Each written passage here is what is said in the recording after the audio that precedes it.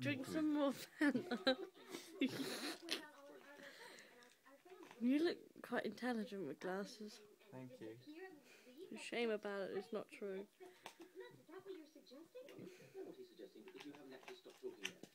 Excuse me.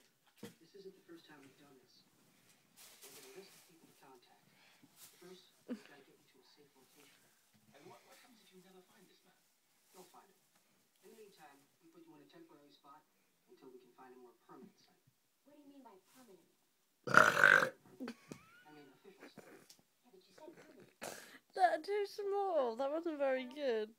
That was really good. No, it wasn't. So why don't we just let him explain that? Oh, no, I'm sorry. I'm sorry. I can't do this.